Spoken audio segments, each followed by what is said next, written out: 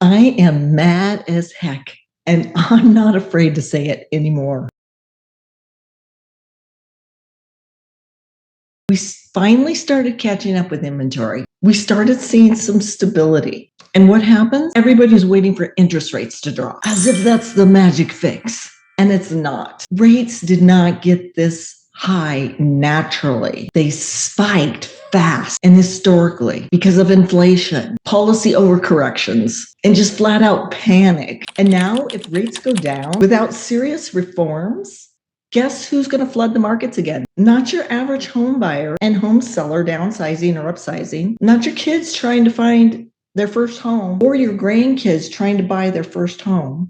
It will be investors and speculators and flippers and iBuyers and foreign investors again. Corporations, foreign money. You want to know what's really keeping homebuyers out of the market? It's a cycle of manipulation. And I am calling for an emergency pause on foreign investors in the U.S. housing market right now, just like Canada did. It's giving their citizens a chance. While everything else is worked out, this needs to be done in the U.S. It's not that buyers don't want homes. They can't afford them. They just can't win.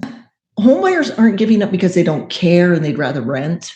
They're giving up because the system has worked against them. Median home prices keep pushing to the 400,000s now, nationally and in Arizona. Mortgage rates being 6 to 7%, not that big a deal usually, but the prices spiked up so much with that low interest rate. They spiked up so fast and so abnormally that it priced everybody out of the market. Now inventory is just starting to come back online.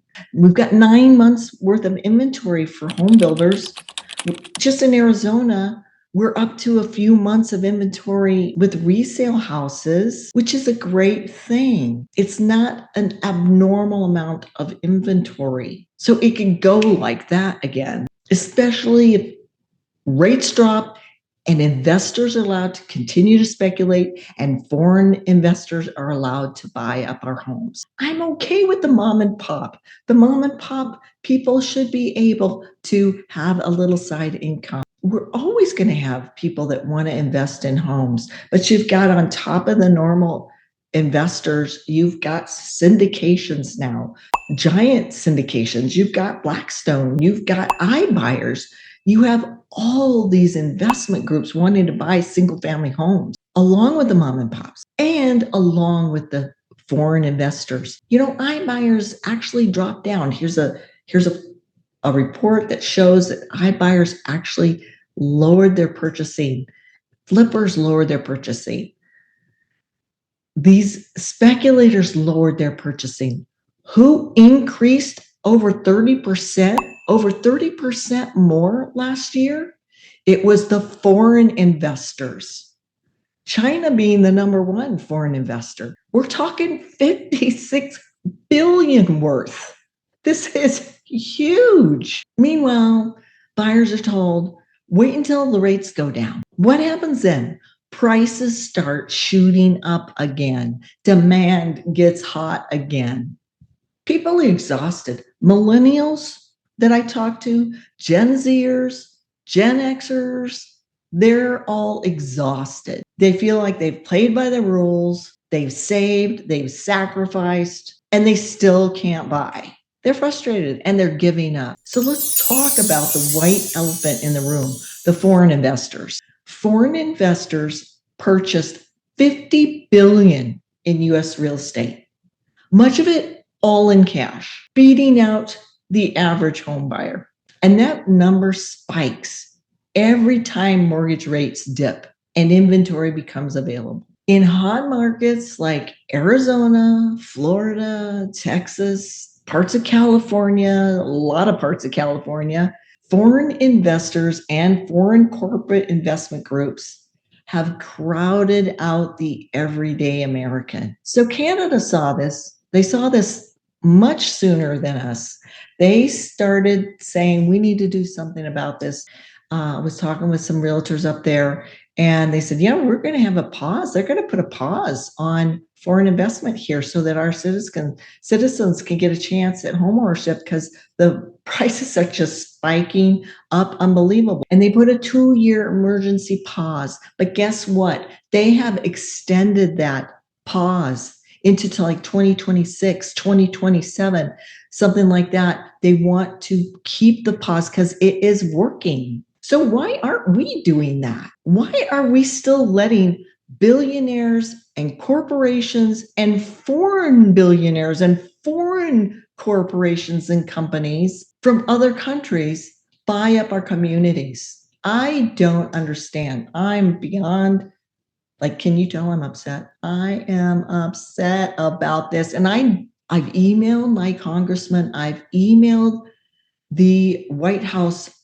I've seen that Kristi Noem actually in 2024. I'm so excited when I saw that she had gone before Congress to talk about this. But that's 2024. We're in the middle of 2025, and I have not heard a word about where this is going.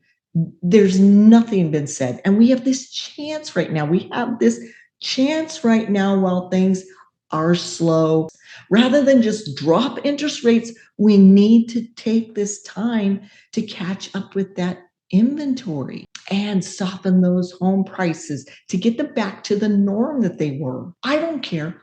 I know a bunch of boomers that do not care if their home prices soften because they're not speculators. They're not going out there just flipping homes and thinking this is going to continue at this hyper appreciation of 40% for over 3 years, over 10 to 15% a year appreciation. Who's ever heard of that? Historically, it's never happened except for after the pandemic. So let's get real about this. In Arizona, what's going on? Inventory is still down, even though it's up year over year. It's still down over the long run. It's way, way less than the Great Recession. We're not talking about crashing prices here. A lot of people took their home off the market recently, thinking, I'm not getting these buyers, so I'm just going to push and try and get my price maybe next year, or put it on during the fall or winter when we do get more winter visitors. So lots of people are thinking maybe I'll try and put it back on the market then. Although concessions are up and prices have softened since 2022, but they need to soften more. I've lived and worked through multiple market shifts, never seen a spike like this. This is historical bubble. This is a historical bubble. And it is not a casino. It's a place where people live. I've never seen this level of hopelessness ever before in over 30 years of working as a real estate appraiser and a real estate agent more recently. But I was a real estate appraiser catching fraud like crazy during the Great Recession. I appraised before the Great Recession. I tried to mitigate loss for the lender and the homeowner. I was all about you do the right thing. And what is this property worth? It's not just whatever. It's worth what a buyer's going to pay for. Let's look at the last sale that is just like it. Not going to go over to this really fancy custom home and compare it with this little shack. Okay, so there's a lot of fraud I caught in the Great Recession. A lot of people would say, oh yeah, that's worth it. Oh yeah, the dog comes with it. Oh, that's another 10,000. Oh, and you're gonna keep the drapes on there. It's gotta be another 20,000 worth it in that home. No, those are just flat out lies. And people tried to lie during the Great Recession. People tried to lie recently. Guess what? They're getting caught. Give them a chance to weed out the bad players. Give it a chance. You guys don't get too frustrated. Hang in there. Hang in there. I'm talking to you home buyers and home sellers that are the average home buyer and home seller that don't understand what's going on with all this manipulation and how it's gotten so out of control. They are getting the bad players out. But please don't lower interest rates until you put a pause on foreign investors. That is just one thing we can do, one thing that we should do to protect our country. For one, it will give us time to work out the other things that we need to do, which are so complex. You've got to get incomes up. We need really bold action, and that's why I'm sharing this. So what are the actions to save the housing market? One, an emergency pause button on foreign investors. Give buyers breathing room. Stop letting foreign cash dominate our housing market and our housing supply. Two, incentivize building affordable inventory. Incentivize that building of affordable inventory instead of the McMansions.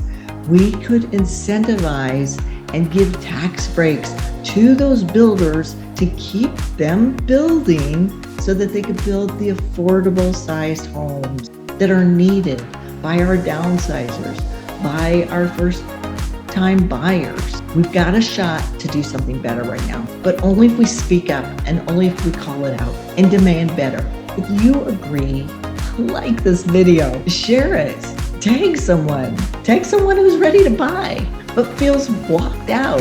We'll find a way to make it work for them. And believe me, there's going to be more chances in the near future as prices soften, we get foreign investors on a pause, and we have more opportunities for the first-time home buyer, the downsizer, the upsizer, the average home buyer and home seller that want to get back to business as usual. And if you're not in Arizona, remember we have vetted agents and loan officers and realtors nationwide. We will get you with the right people. For over 30 years, we've been helping home buyers and home sellers with excellence through experience. So we're here for you.